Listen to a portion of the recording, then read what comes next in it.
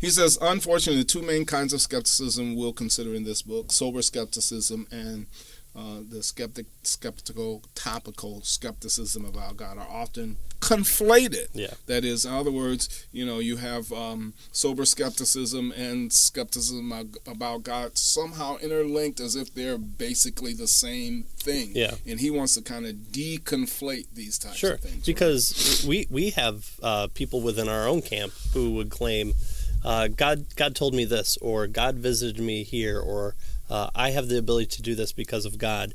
And it seems like if you were to take just a full belief approach, then you're all over the map on theologically where you're at, or just could be taken advantage of, or you're unable to parse if someone is telling the truth or not, or if someone's mentally ill or just mistaken. Yeah. And so to conflate the two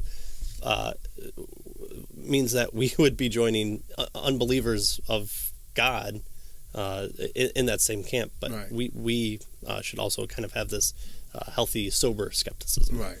So the question is, the sober skepticism, is it part and partial with skepticism about God, or are they two distinct type of things, which he's going to argue that they are? In fact, what he says is, my goal here isn't to show that there are good reasons for a sober skeptic to believe in God, though I hardly believe there are.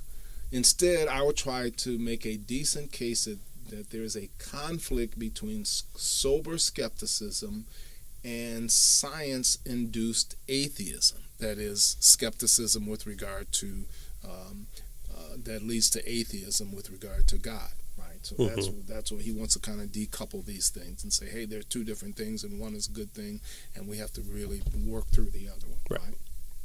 So if you're only skeptical, he says, then obviously no new ideas would come about, and he wants to avoid that type of thing. Yeah. Which, he's a scientist. He's got patents, so he knows the working science, not just the theory science. Right. And so it's probably we're probably getting late in the day here, but we should just. So what he's trying to accomplish here, and he says it on page 29 here at the top there, the very last.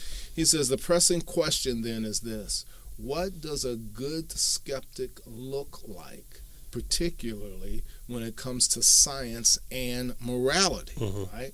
I'm afraid there's no simple answer beyond learning some philosophy and carefully studying the issues. And so let's do that. He wants us to work through that. Yeah. So what does a good skeptic look like with regard to science and morality?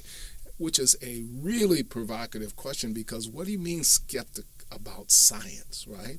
And what do you mean skeptic about morality? These things we take for granted. Yeah. We take science for granted, and we take morality for granted. We know that there's certain things that are just wrong and others that are just right. So what does a good skeptic looks like with regard to with regard to science and with regard to morality? And he wants to pursue what that is in this book.